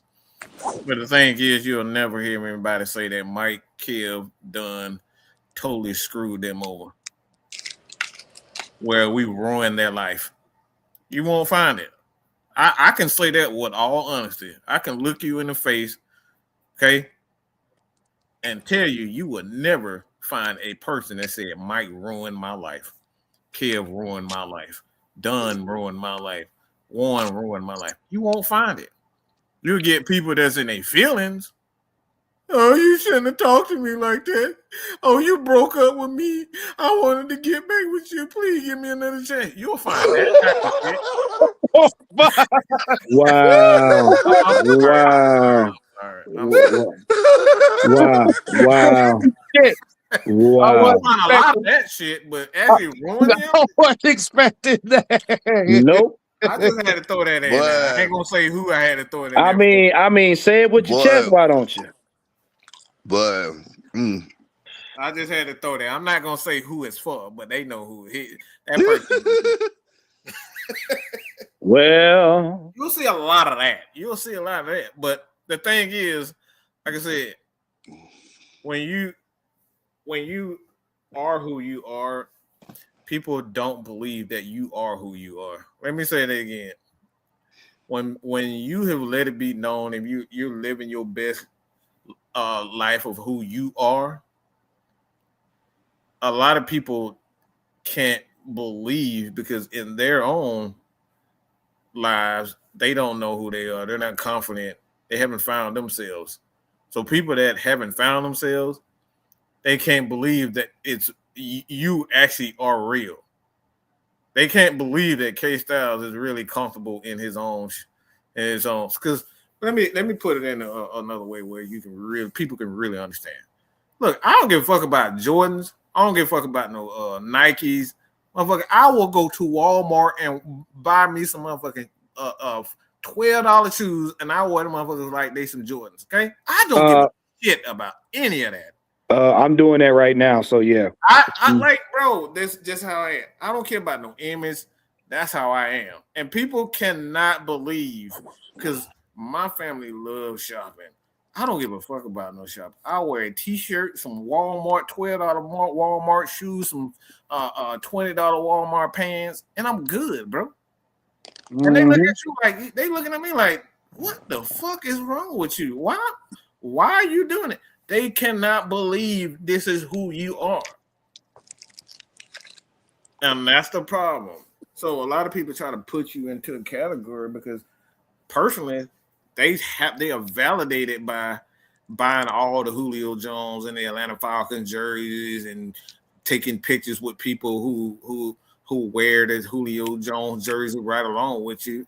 And me, I don't give a fuck. I want me some red and I want me a goddamn t-shirt or some jeans as a white t-shirt, some black jeans, and some red shoes. I've done it before going to the games.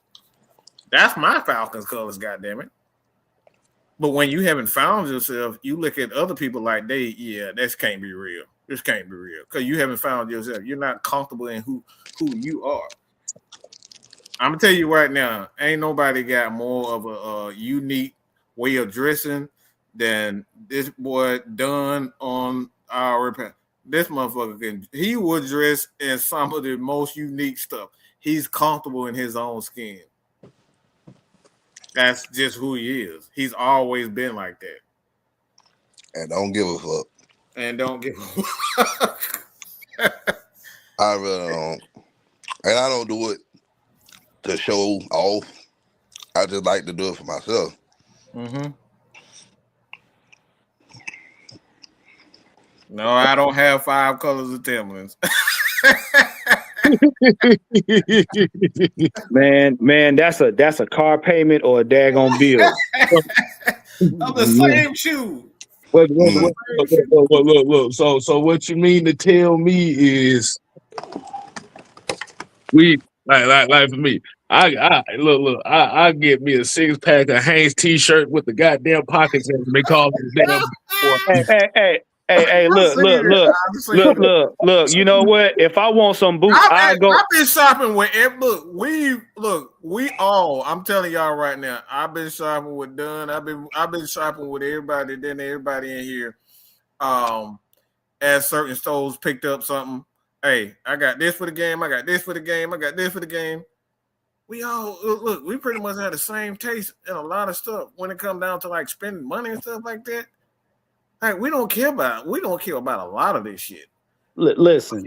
I don't wear no damn Timberlands. I will go on Walmart and get them Kodiak boots, and they the same damn thing. They just had a different sign on them. Fuck you Kodiak. Talking about? Them shits keep my feet warm, and I can look like I got some Timbs on from 50 feet away. I've seen them. You're not lying. I've seen him do it. Look, they look at me. You wear these? Yeah, I wear the same damn shoes. Do I have nice clothes? Yes, I do. Am I wearing them every day? No, the fuck I'm not. Cause why? It's expensive. I wear hoodies, sweats, and shoes. For real, that's it. I'm not. Cause my thing is, you gonna buy it? If you don't like what I'm wearing, close your eyes and turn your head. So do you think that? So do you think that people's perception can be dictated by the fact of you not trying to conform to the majority? Yeah. The problem with these is we have a sheep mentality. Nobody got balls enough to do their own thing. They want to do what the next person is doing because, like Mike said, you ain't found yourself. I know who I am. I like who I am. Guess what? The haircut that I'm getting now, I'll get that shit until either my hair disappears or I disappear. I'm comfortable with me. I'm not trying to impress none of y'all Negroes out here. I'm impressed at the fact that God allowed me to be almost 50 years old and still got my brains intact. I don't give a shit about nobody liking me. My kids like me. Yeah, Terry said a mouthful here. He said the most dangerous person in the world is a motherfucker happy with his or her damn self. Thank you. Yep. I got my signature. Like, my dad passed away. We had a repass at the house. Mom was like, man, what you doing with that beard on your face? It's my trademark. I'm not shaving shit. This is what people know me as. Without his beard, man. I have had death threats about me. You better not shave that shit off. And I went back and looked at pictures of myself. I can't believe that was you. Yes, that was me before the hair.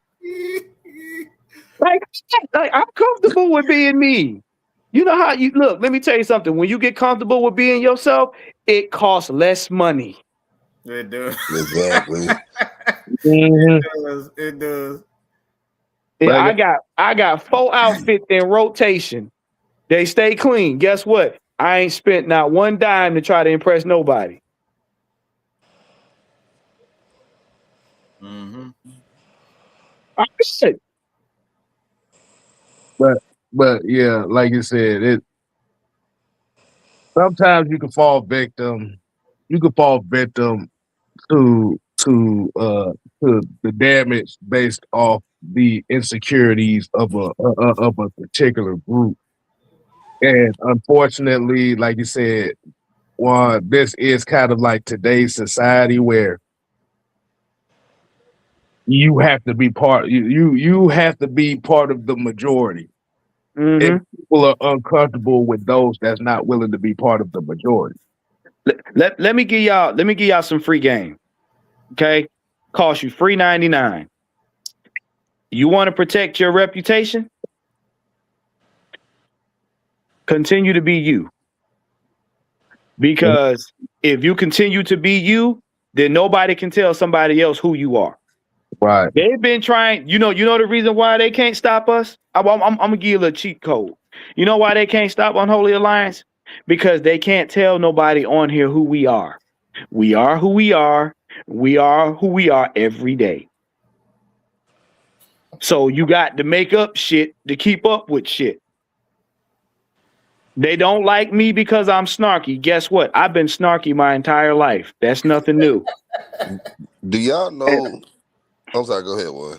They don't like Mike because Mike is loud and true to his loud self. Guess what? He's been that way his whole life. They don't like Kev because Kev's been sitting back with a notepad in his head writing down all the bullshit y'all been doing since day one. And he's been that way his whole life. Don has been dressing good and eating in y'all face from the beginning. And he's not gonna stop now. So there's nothing you can tell Don about Don. Don wakes up with himself and he goes to sleep with himself. Oh, no, not every night. Yeah. Well, I mean, I'm talking about in terms of being in your own body. Yeah, we got some days. Leave it alone. Yeah, we got some days you may have company. So, Oh man. Oh, Nope, I don't. but man, that's the thing. It's if you know what I'm saying, you let people talk. Because if they're talking to somebody else, they're having a conversation about them, not you.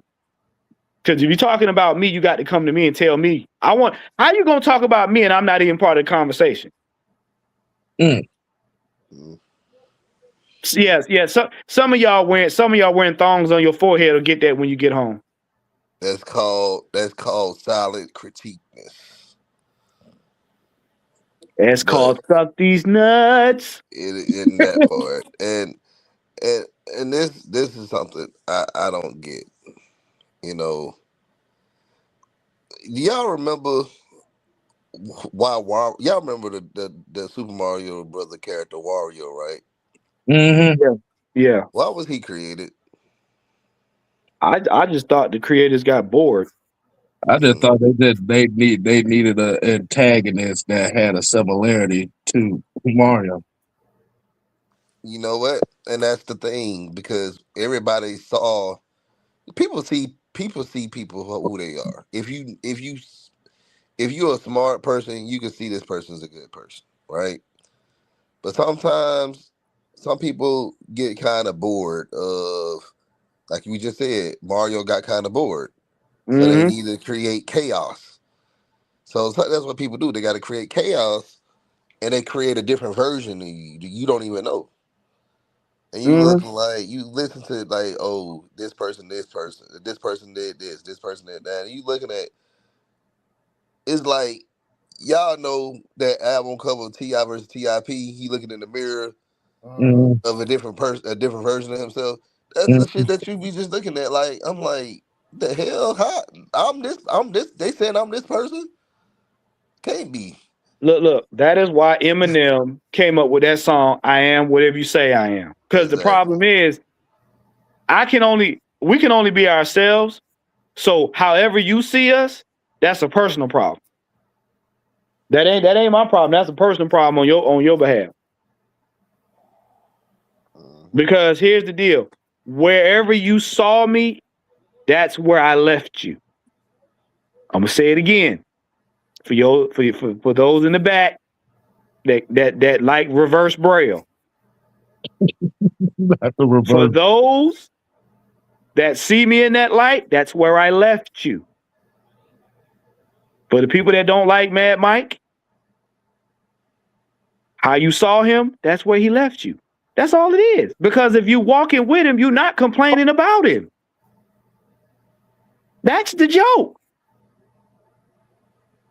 All four of us right here on this panel walk with each other. Guess what? We're not complaining about each other.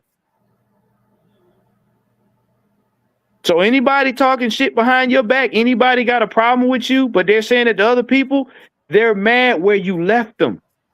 Because if they were walking with you, they wouldn't be talking shit about you. That's all it is.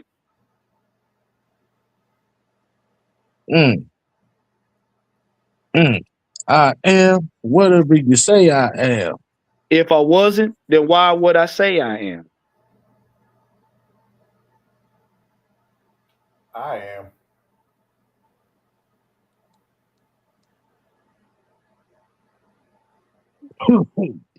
But hey, that's very interesting, right? That's a very good way of putting it. Look at everybody that you no longer talk to. Friends, family members, exes or whatnot. What do? They talk shit about you because you no longer you left them where they are. Because you're no longer become useful to them. Yeah. You essentially you are a tool of somebody else's ego. Yeah. Yeah. And rather that tool be something that help benefit them, rather in the physical or benefit them on the other side of things. Well, what it is you no longer make them comfortable for being too chicken shit to change. That's the main problem. As long as if you doing bad and I'm doing bad, guess what happens? We can't tell each other nothing. The minute you start to do better, I got to hate on you now. Why? Because you make me uncomfortable. I'm not ready to change yet. You can tell me, hey, you need to change. Why? Because I'm changing myself. You don't want to have that conversation. So you tell other people you a bad guy. Or you this, you that. When in reality, you just mad that the person moved on. And your ass just stayed the same.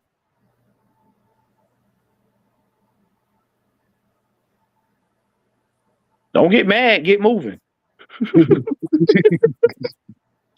Don't be bitter, get better. Right. Don't get better.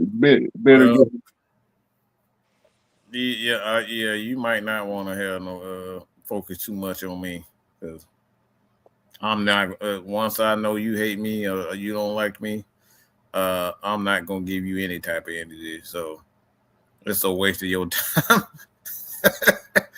It's a waste of your time to talk shit to me. Cause I'm gonna chunk up the 2 middle fingers and keep fucking rolling. There you go. Keep rolling. Yeah. I'm the type of person, whatever reasons that you don't like me, I'm gonna double those damn reasons. That you're not gonna like me. Listen. I got a saying. If you don't like my ass, that's fine. I'm gonna give you a good show. Because I don't like dumb. Because my thing is, and the reason why I said that, because I'm gonna double it. Because I don't like dumb people. So I need dumb people way away from me. Like just yeah. Please keep your distance. Give you even more of a reason not to like. Oh yeah. Yeah, that's it. Because you dumb. Because the reason why you dumb because you listening to somebody, whoever told you this stuff. Instead of you going to the source, you just like, oh well, this person sound credible about this person that I don't know anything about for real.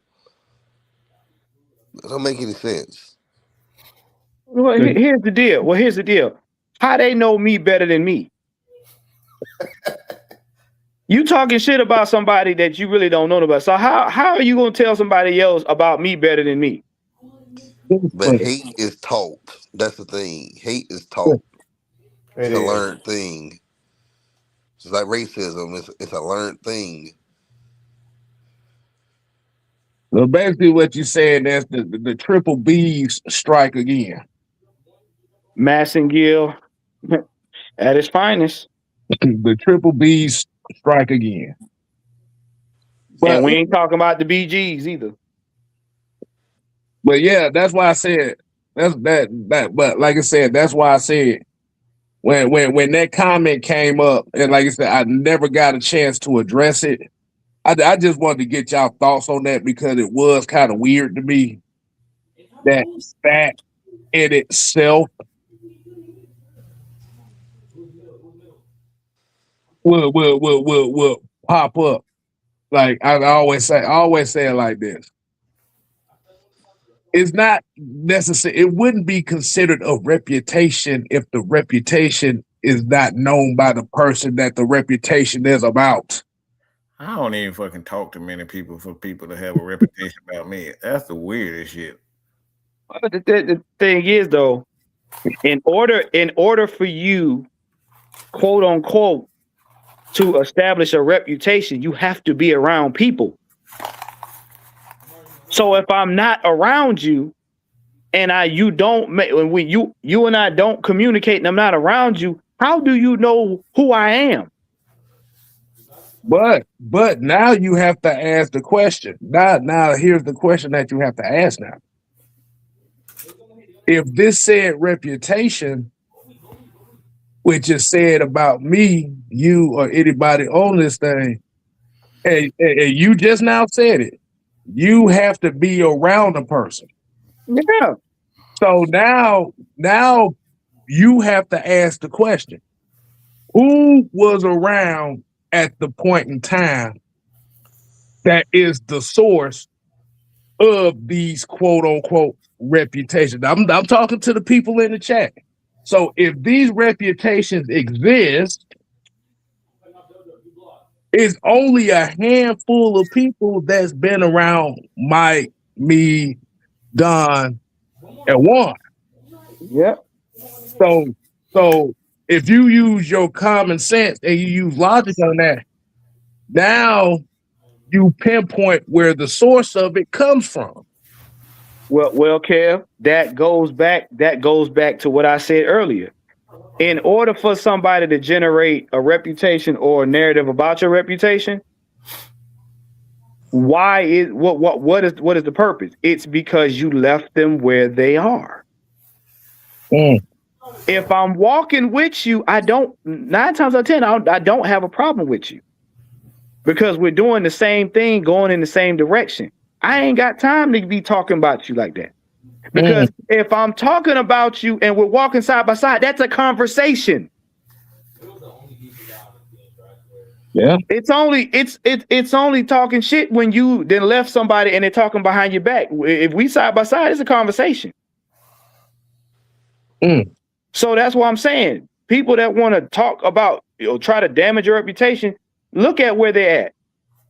And 9 times out of 10, you left them where they are.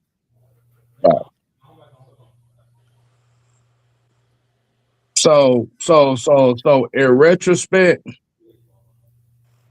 that comment from T-Dog, Thomas Dog, whatever the hell his name is, he unfortunately gave up the source on who's the main group of people who's been stating this quote unquote reputation without saying the name. Because I always, like you said, you always say it. You just said it. You can't claim that something is said about somebody, but then when that person asks about what is said about them, you disappear from the conversation. Yeah. So we are. So, like I said, in on short term, we know who the fuck y'all are. Your position. Look. I say it like this. Your position got gave a long time ago. Long time ago. Your position got gave up so bad. We just toying with you at this moment. You know what? I go one better. I'm going to congratulate you. I give you an A for effort for consistently hanging on to that, whatever you're hanging on to, over little old me. You bang up job. You got an A for consistency. Yay. You got an A for consistency, because the amount of rent I have collected from you living in mine, I appreciate you. But like I said, you said the key word. You have to be around the person in order for you to speak on such things. Right. And like I said, and everybody that's watching, you pay attention who's been around and who's not around anymore, and they'll tell you everything you need to know about who is putting that shit out there. Yeah. Like I said, if you're walking with me and you're talking, that's a conversation. If I walk away from you and I'm no longer around you, you're probably talking shit. Because guess what? You no longer have access to who I am. I've left you where you are. Man, look. I wonder who's gonna be. I wonder who's gonna be offended by this episode tonight. And this shit's gonna be hilarious. So, look. I got my popcorn ready. I'm gonna figure out who's gonna be the one to be offended this time. Oh, don't worry. Don't worry. That like I said, they already got their little notebook ready on how they gonna tell us about ourselves, which is I find ironically funny. and I'm gonna say this with my whole chest. If you took offense to this right here, I'm talking to you. You got shot. But we're gonna get up on out of here, y'all. Actually, it's been about 2 hours in here, man. Good God. Yeah. But we appreciate everybody. Like I said, you make sure you go ahead and continue to support the channels. Mad Body Sports, the Heavy Hitter Live. Make sure you go ahead and recap the Heavy Hitter Live show we had last night. Recap of the Super Bowl, 6MK Live, the ATL Sports End Game. Hey man, this is the STS. We shooting our shit. The next time, people, we ain't here to play. Nope. We here to stay. Oh yeah. You ain't gotta go home. But got to get the hell up out of here. Shut up. We out.